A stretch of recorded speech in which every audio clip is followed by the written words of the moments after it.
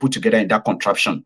It may take time, all right, or it has taken time, but we are getting to that stage where, people are no longer going to be led by their noses on everything, because people are still being led by their noses, right? All right, but not on everything. I can strongly tell you that. So in Ilorin, where they have been defending their Satan of Sokoto, right? Some people are not surprised, like not shocked. Like they're just like, well, it's expected. But the thing is this: you can choose to listen to your Satan of Sokoto, or you can choose to listen to the League of Ibams, as they call themselves in Yoruba land. But one thing is, it is not going to be the business as usual, And some are already celebrating it, even those who are not Muslims. They're like, yes, we can no longer follow the dictate of the Fulanis. They cannot be controlling. I say, okay, I like that. Me, I'm a Protestant. Sure, you get. I'm somebody who doesn't agree with the establishment. Everything about the contraption Nigeria is fraud, is fake. It never has any input of the people. It was just some arrangement done by some people, foisted on the rest of us, and people didn't ask any question. Until now. Now, people are asking questions, which Nigerian setting does not allow. You are just expected to obey. Don't ask questions. Asking questions would possibly put a target on your back. Challenging the establishment, challenging the status quo in Nigeria is considered like a suicide. Like, you can become a real target. But the only reason why it will not be a targeted thing is when a lot of people are aware of what is up and what is at stake and what is wrong, and asking questions, which will lead us to the final answer that some of us have found. Answers like, Nigeria is not a real place. Not your own ancestors, not my own ancestors, actually were asked if they wanted to be part of this contraption. They were never asked. They were forced to take it. And then they gave them the playbook or the rule book of what to do and what not to do. Everybody just follow it. And since these guys once bragged, especially that terrorist, that bigot, Amadou Bello, right? The one that got killed like a piece of like a rabid dog, by the way. Sorry if you feel offended, though. If you are listening to me and you are the lovers of any of these guys and you somehow feel like, why are you talking like this? May Ogun just help me blind you, Sure, you get. I don't give a shit about how you feel about it, too. You understand? Because I'm saying the truth. You may not like my word usage, too strong, too vulgar, too insulting, the rest of that. That is your own cup of tea. Do you understand? So the fact that none of us was actually called to be asked that, do you want this? Did you want that? We were never asked, we were just told to follow it. That then means that when we get to the stage where a lot of people are now aware, asking questions, in the process, you will get your answers. And when you get the answers will then be your own sort of a guide, in the sense that when you know that this is wrong, this doesn't make any sense, then what should be the right thing to do? How should we go about it? Then we'll begin to find a common ground in challenging the fraudulent establishment enough that there may be a chance for us, there may be a chance for our own children or the generations yet unborn to have a better place they can call home, not a place that has been turned to the plantation. Nigeria is like the slave plantation, where everybody is just out to kind of like a step on another person to survive the mismatch. So I wish you, the Muslims, the Islamic, the Muslim Ummah, I wish you a very, very wonderful Ramadan when it finally comes, okay? But again, stuff like this are meant to make you ask questions, okay? Because at the end of the day, we all know that religion is just a tool of control. in the hands of those who are the owners of Nigeria, for example, okay? But religion was not supposed to be like that, by the way. Religion was supposed to be your relationship with your own God or anything you believe in, how you believe in it, and how you go about it without hindrance or what have you to others as well. But in Nigeria, everything is an agenda. People didn't know that. People just kind of like just follow it. When you begin to ask questions, you become like, you know, the black sheep in the family, and everybody will be like, why are you, what is wrong with you? Why are you always like this? Don't you know that, you know, this is how it is done? Say, no, no, no, no. This is how the rogues, the criminals, hiding behind religion, hiding behind other nonsense like that, to perpetuate or push their own agenda. And this agenda is not in the interest of the people. I can tell you that 100%, I mean, for free. Their agenda, whether it is on religion or it is on politics or it is on governance, so when they push all these agendas, they are never in your own interest. Once you know this, it gives you a very clear understanding. It's like a clearer picture of what you are dealing with, who you are dealing with, then ideally how to deal with them. The other day, if you remember in Ilorin, some of these you know, Islamic clerics from Ilorin, they're always called the Yorubas, Onisheshe, Yorubas, Elebo, Yorubas, this and they are Yorubas, so, but they are like half Yoruba, half Fulani, like historically. Even though some of them are like a full-blooded Yorubas, but unfortunately, they see themselves as Fulanis or Arabs. Okay, so they call the Yoruba tradition or traditional way of worshiping, they call it, you know, satanic. They call it Elebo and this and that. But guess what? In Ilorin,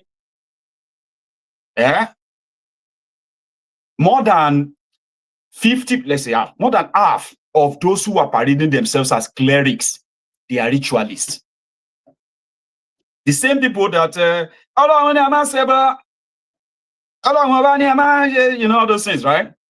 Those ones that make you feel like being a Yoruba man is a sin.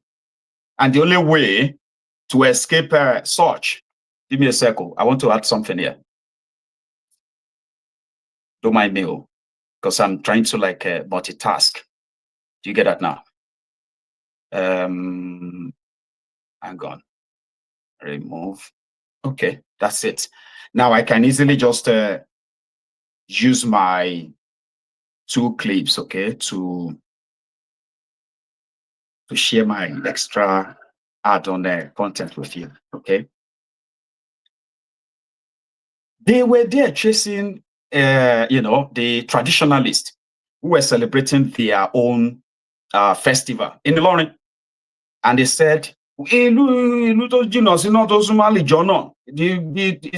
is a town that is closer to paradise and it is far away from hellfire. So we don't want anything elebo here.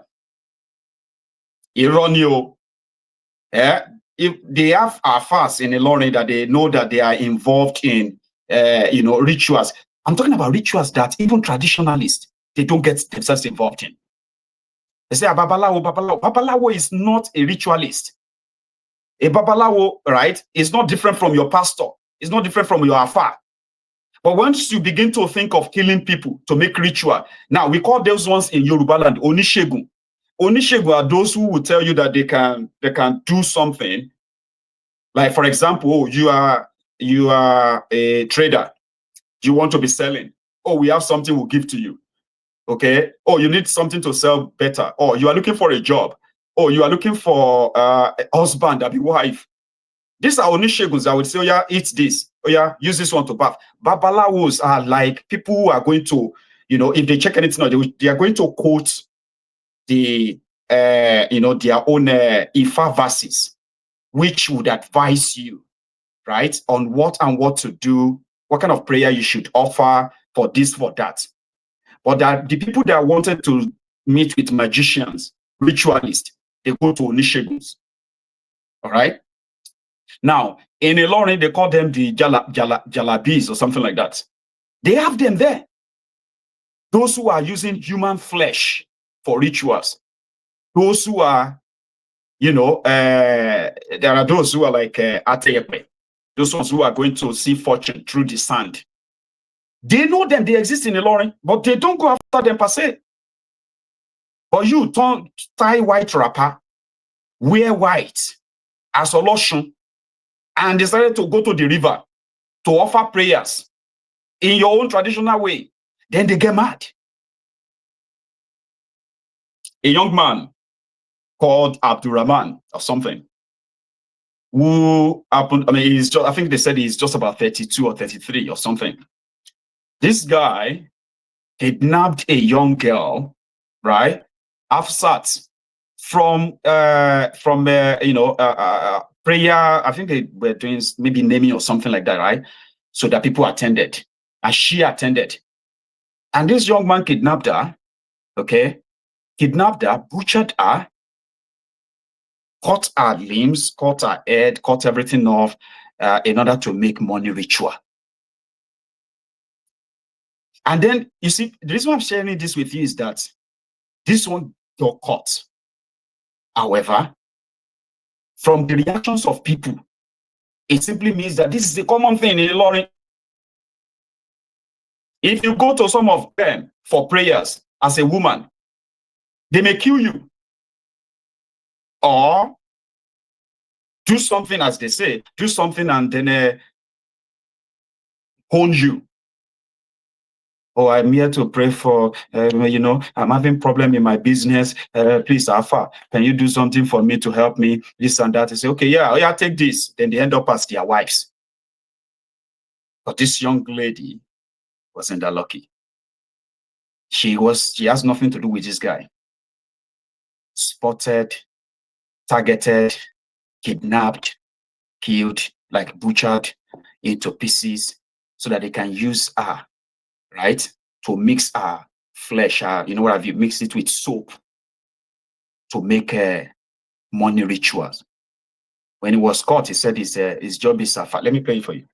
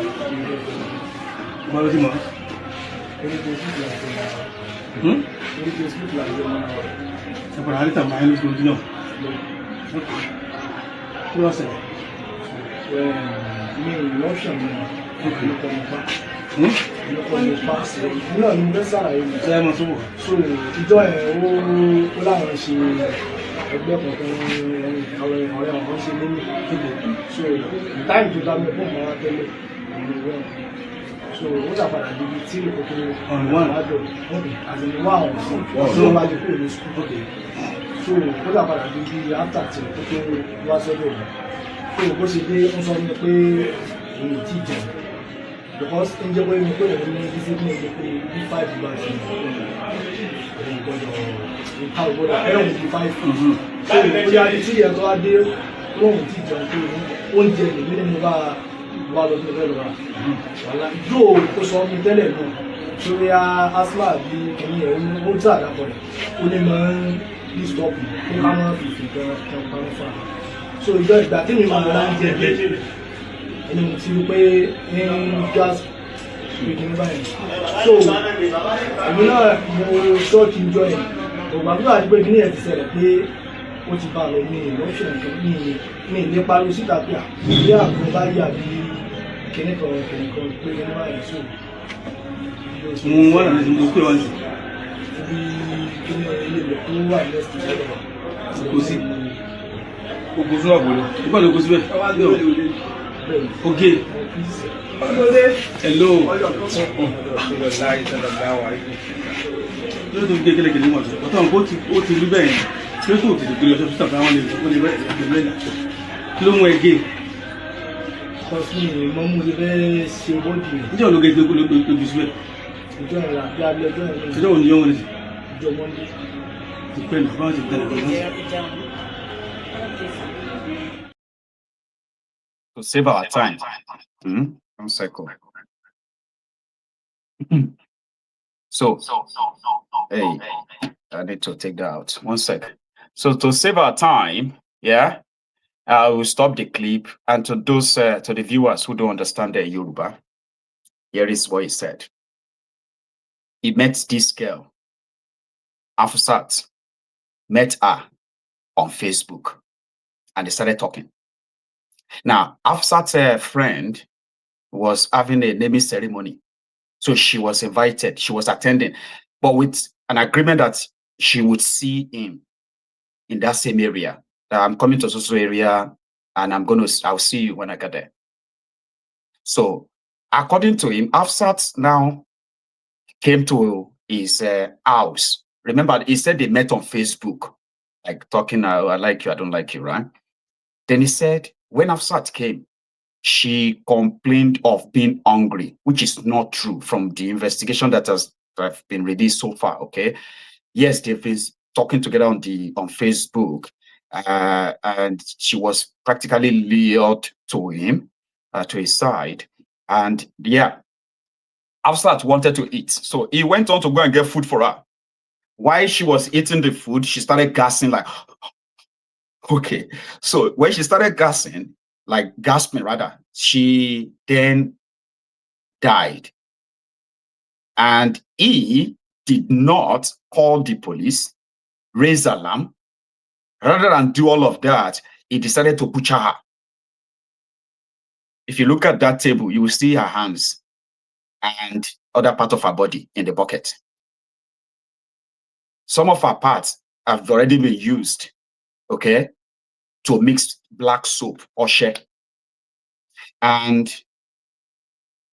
what really exposed him was that when the family raised the alarm that they've not seen their daughter, the police in Ilorin actually acted right this time. What did they do? They tracked our last phone call, which led them to this guy.